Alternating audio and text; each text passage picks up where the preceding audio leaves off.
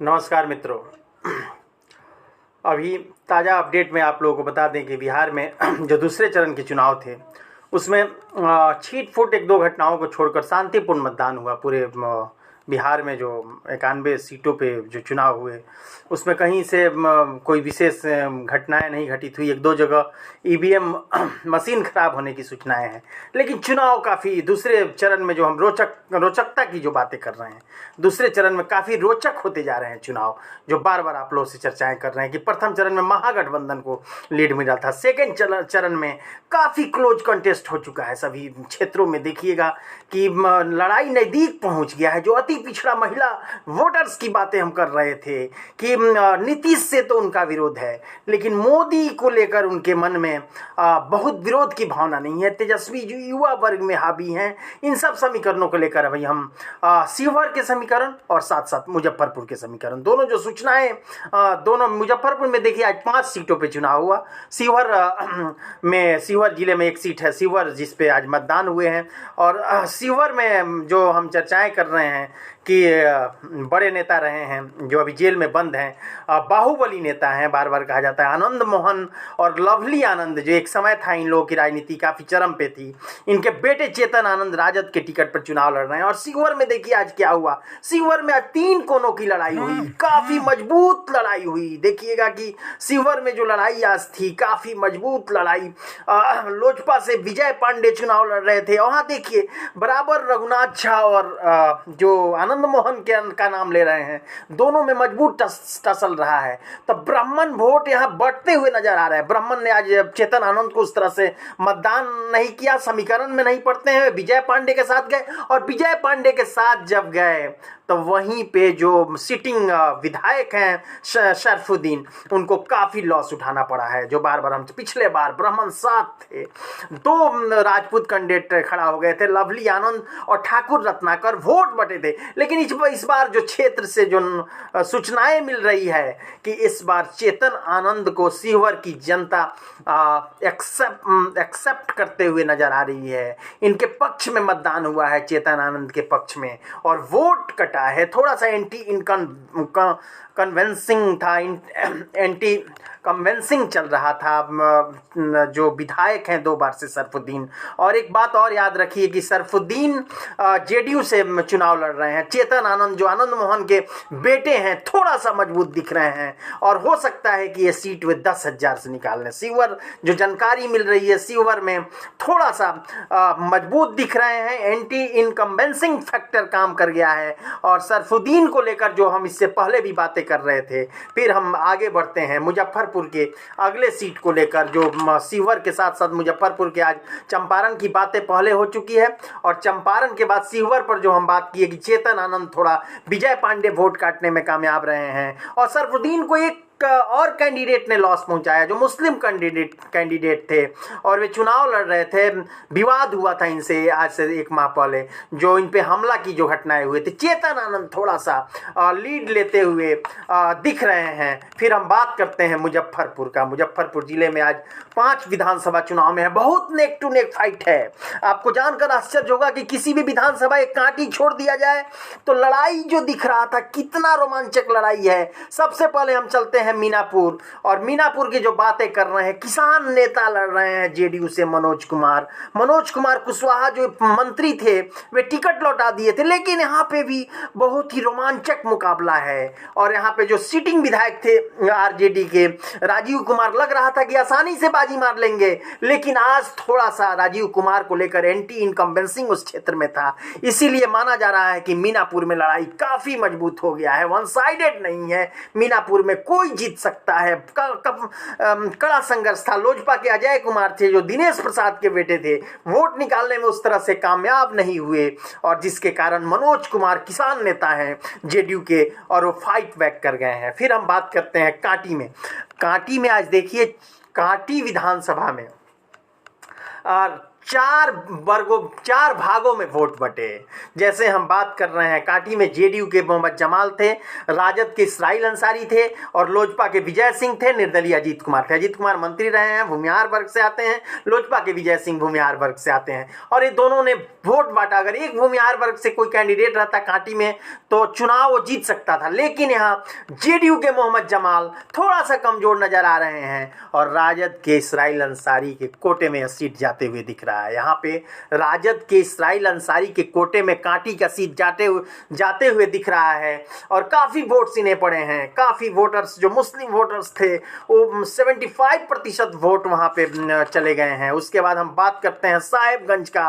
साहेबगंज में आज चुनाव हुए, काफी अंत आते आते आमने सामने लड़ाई हो गया। साहेबगंज में आमने सामने लड़ाई है और राजू कुमार सिंह जो वीआईपी के टिकट पर चुनाव लड़ रहे हैं, रामविचार राय जो राजद के टिकट पर चुनाव लड़ रहे हैं। कल तक लग रहा था कि लोजपा के कृष्ण कुमार सिंह इनको बड़ा लॉस पहुंचा देंगे, बड़े ढंग से वोट काट लेंगे, लेकिन अंत आते आते रामविचार राय और राजू कुमार सिंह में जो मार्जिन होगा वो 3000, 4000, 5000 के नीचे होगा। और जब मित्रों बार बार हम चर्चाएं करते हैं कि जब 5000 लीड किसी बूथ में 10,000 से नीचे रहता है किसी का लीड, तो यह जान पाना बहुत मुश्किल होता है कि वहां जीतेगा कौन। लेकिन याद रखिएगा कि रामविचार राय जो वोट निकाल रहे थे लोजपा के कैंडिडेट वहां कृष्ण कुमार सिंह थोड़ा सा कमजोर आज हो गए।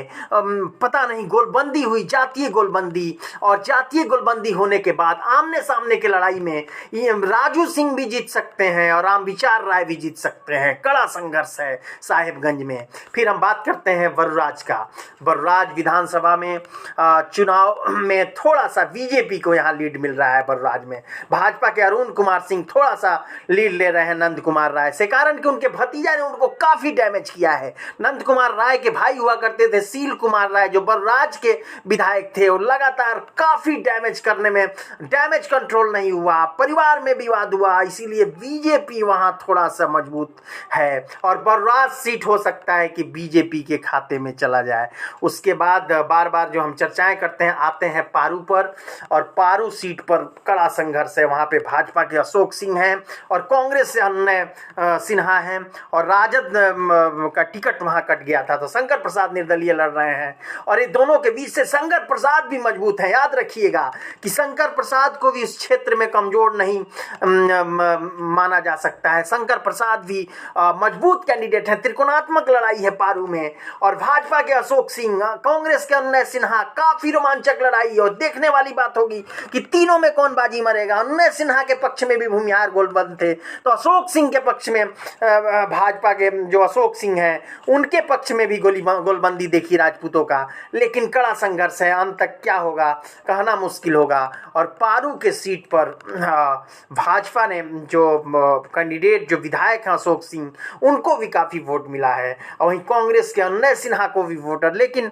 राजद के शंकर प्रसाद थोड़ा अन्य सिन्हा को डैमेज दिन भर डैमेज करते रहे, बहुत सारे सीटों पर डैमेज करते रहे शंकर प्रसाद, और हो सकता है कि अशोक सिंह से शंकर प्रसाद ही लड़ाई में आ जाएं और शंकर प्रसाद और अन्य सिन्हा का जो वोट बटेगा मित्रों सिंपल समीकरण है जो किसी भी भाषा में आप समझ सकते हैं। जब दो लोगों के वोट जब बटेंगे तो निश्चित रूप से तीसरे को फायदा होगा। तो थोड़ा सा यहाँ पे समीकरण जो है थोड़ा सा बीजेपी के पक्ष में दिख रहा है, लेकिन हो सकता है कि वहाँ राजद से शंकर प्रसाद जो निर्दलीय चुनाव लड़ गए उनको भी काफी समर्थन मिला है, खासकर पिछड़े वर्ग के समर्थन उन्हें अधिक मिल गया है इस पारू सीट पर। और ये समीकरण जो बता रहे हैं और देखना होगा कि ऊंट किस करवट बैठता है। लेकिन अन्य सिन्हा लग रहा था कि चुनाव वहां पे पीछे रह जाएंगे, लेकिन आज दिन भर जो मतदान का पैटर्न था उसमें सिन्हा जी को भी कमजोर, अन्य सिन्हा को भी कमजोर नहीं आका जा सकता है। मुजफ्फरपुर की बातें कर रहे हैं, साहेबगंज में कौन जीतेगा कहना मुश्किल है। रामविचार राय और साथ में राजू कुमार सिंह, कड़ा कंटेस्ट हो गया है। कृष्ण कुमार सिंह आज लड़ाई से बाहर हो गए। बर्राज में डैमेज कंट्रोल नहीं हो पाया। कुछ सीटें हैं जो यहाँ पे मुजफ्फरपुर में 2 सीटें तो कंफर्म, जैसे कांटी पे हम बात कर रहे थे और कांटी में जेडीयू के राजद के इस्राइल अंसारी आगे चल रहे हैं, इसलिए कि निर्दलीय अजीत कुमार थे और भूमिहार कैंडिडेट विजय सिंह थे। काफी पकड़ है दोनों का, वोट बटा दोनों का, और वोट जब बटा तो जेडीयू के भी वोटर्स बटे और मुस्लिम मतदाता उस क्षेत्र में बहुत अधिक हैं और वे जो चर्चाएं हम कर रहे थे अंसारी मतदाता, वे काफ़ी संख्या में मतदान किए और माना जा रहा है कि वहाँ राजद के इसराइल अंसारी जीत जाएंगे। शिवहर में चेतन आनंद जीत रहे हैं, काफ़ी महत्वपूर्ण है। और जो एक प्रत्याशी की हत्या हुई थी, कुछ वोट्स उन्हें भी आए हैं। दोनों के समीकरण को लेकर लाइव थे। फिर कुछ क्षणों में जो बातें हम कर रहे हैं, अब चर्चाएं हम करेंगे सीतामढ़ी पर। सीतामढ़ी की चर्चाओं के बाद फिर हम आगे बढ़ेंगे। लड़ाई काफ़ी मजबूत ढंग से चल रहा है। पूरे बिहार में जो समीकरण की हम बातें कर रहे थे लगातार, कि पूरे बिहार में क्या चल रहे हैं उस पर लगातार जो चर्चाएं हो रही थी। दो बातें आप लोगों को बता दें कि प्रथम चरण में महागठबंधन को लीड मिला था। आज सारण के इलाके को छोड़ दिया जाए, सारण, छपरा और गोपालगंज, तो मुजफ्फरपुर, सीतामढ़ी, चंपारण में पश्चिमी छोड़कर, पश्चिमी में थोड़ा भाजपा कमजोर नजर आ रही है, पूर्वी में कीन कॉन्टेस्ट हो गया है। शिवहर में जो बात है, सीतामढ़ी में भी लड़ाई जो है काफ़ी मजबूत ढंग से। और कहने का तात्पर्य है कि इस चरण में जैसे हम एक बात कह रहे हैं कि नीतीश के विरोध में लहर है, ठीक है, लेकिन मित्रों मोदी का जो छवि है अभी भी हावी है बिहार में। यह बात याद रखिएगा। जब अति पिछड़े महिलाएं जब जा रही है, जो बार बार हम बात कर रहे हैं, तो वो कहीं ना कहीं मोदी के कार्यों को, नीतीश के कार्य को भी मोदी के कार्य में जोड़ ले रही हैं।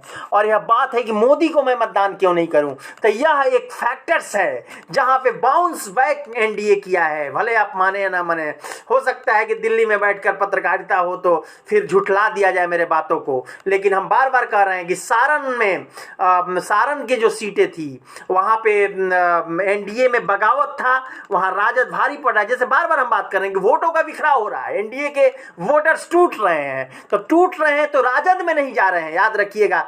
सॉरी, सभी वोट राजद में नहीं जा रहे, महागठबंधन में नहीं जा रहे, वोटों का बिखराव हो रहा है। अगर महागठबंधन में सारे वोट जाते जितने एनडीए से लोग खफा है, तो निश्चित रूप से 200+ महागठबंधन चल जाता, याद रखिएगा। जिस तरह से आक्रोश है लोगों में, लेकिन आक्रोश जो है वो नीतीश के को लेकर है। बार बार हम कह रहे हैं कि नीतीश को लेकर एक बड़े तरह से बिहार में आक्रोश चल रहा है। लेकिन फिर हम बात कह रहे हैं कि नीतीश को लेकर बिहार में आक्रोश है, लेकिन मोदी को लेकर नहीं है। मोदी की योजनाएं जो जमीन पे है, जो सफल रही है, जैसे गैस की बातें हम कर रहे थे, बहुत सारा जो चर्चाएं हो रही है, तो इन सब बातों को लेकर जब आ रहे हैं तो सेकेंड चरण में थोड़ा सा महागठबंधन को छपरा, सीवान जो साइड है वहाँ पे एज है, लेकिन इधर तो बराबरी की लड़ाई हो चला है मुजफ्फरपुर से लेकर चंपारण तक।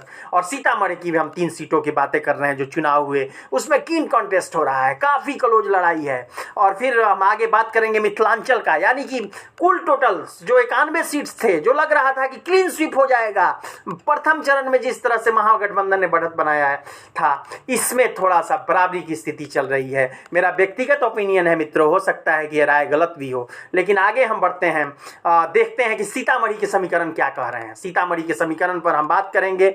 और वहां पे भाजपा के डॉक्टर मिथिलेश और सुनील कुमार जो लालटेन से थे, राजद से थे, थोड़ा सा सीतामढ़ी जो शहर है वहां पे थोड़ा सा लगातार लगे हुए थे वहां के सांसद कि किस तरह से डॉक्टर मिथिलेश को जिताया जाए। तो सीतामढ़ी में जो हम चर्चाएं कर रहे हैं, सीतामढ़ी में अंत जाते जाते जो चुनाव था वो आगे बढ़ रहा था, लेकिन डॉक्टर मिथिलेश को थोड़ा सा एज मिल गया। फिर हम बात करते हैं बेलसंड में जेडीयू के सुनीता सिंह राजपूत थी, और राजद से संजय कुमार गुप्ता, और एलजेपी से निसार अहमद, और अंत तक वोट टूटे जेडीयू के पक्ष में। वहां थोड़ा मतदान हुआ, फॉरवर्ड थोड़ा जेडीयू के पक्ष में रहे बेलसंड में, और बेलसंड में मुस्लिम वोटर्स बट गए। याद रखिएगा कि बेलसंड में निसार अहमद एलजेपी के मुस्लिम वोटर्स को निकालने में कामयाब रहे, और संजय कुमार गुप्ता राजद के वहां स्ट्रगल कर रहे हैं। फिर हम बात कर रहे हैं रूनी सैदपुर में 2 भूमिहारों के बीच में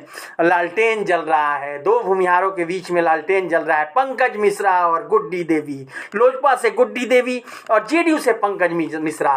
तो मंगीता देवी फिर वहां चुनाव जीतते हुए दिख रही है। मंगीता देवी के साथ काफी गोलबंदी थी, गुड्डी चौधरी लगातार प्रयास कर रही थी, और गुड्डी चौधरी आज चुनाव के दिन मजबूत दिखी और पंकज सिंह भी मजबूत थे, तो कहने का तात्पर्य है पंकज मिश्रा भी मजबूत थे और दोनों मजबूती से चुनाव लड़ रहे थे। वोटर्स बट रहे थे, जो चर्चा एक गांव में वोटर्स बट रहे थे रूनी सैदपुर में। अंत जाते जाते ब्राह्मण वोटर्स थोड़ा जेडीयू के पक्ष में जाने में कामयाब रहे। गुड्डी देवी भी, जैसे चर्चाएं हम कर रहे हैं, गुड्डी चौधरी उनका नाम है, और ये लगातार जो हुआ उसमें मंगीता देवी हैं राजद के, थोड़ा सा रूनी सैदपुर में उनको बढ़त मिल रहा है।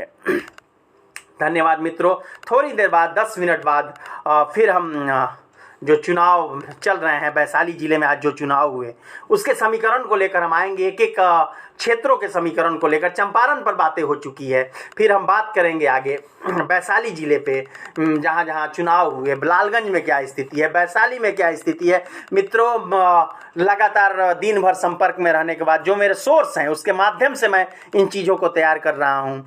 और जैसे आप समझ लीजिए कि व्यक्तिगत मेरा ग्राउंड रिपोर्टिंग नहीं है, ऐसा कि नहीं मैं ग्राउंड में बैठ कर ग्राउंड में हर एक क्षेत्र में घूम रहा हूँ, ऐसा भी मित्रों नहीं है। लेकिन जिस तरह से समीकरण लगातार अनुभव जो है याद आ रहा है, 1995 के बाद जितने चुनाव हुए उसके अनुभव के आधार पर क्षेत्रीय जो जानकारी है उसके अनुसार मैं शेयर आप लोगों के साथ कर रहा हूँ। यह बातें बार बार कहते हुए कि सेकंड चरण में कीन कॉन्टेस्ट है, कड़ी लड़ाई है। फिर हम एक एक क्षेत्र के बात करेंगे, सीवान पर, गोपालगंज पर, बैकुंठपुर में क्या हुआ, दरौंदा में क्या हुआ, और काफ़ी महत्वपूर्ण है सीवान में क्या हुआ, सभी सीटों पर चर्चाएं होगी। छपरा में सीएन गुप्ता और प्रभुनाथ सिंह के बेटे में क्या लड़ाई हुई, ये सब सीटों पर जानकारी हासिल करने के बाद एक समीकरण को लेकर मैं आ रहा हूँ। हो सकता है कि जैसे जो अनुभव है उसके अनुसार बातें होंगी, और यह बात फिर आगे आप लोगों से शेयर करेंगे कुछ ही क्षणों के बाद, मतलब कुछ ही मिनटों के बाद। और फिर धन्यवाद।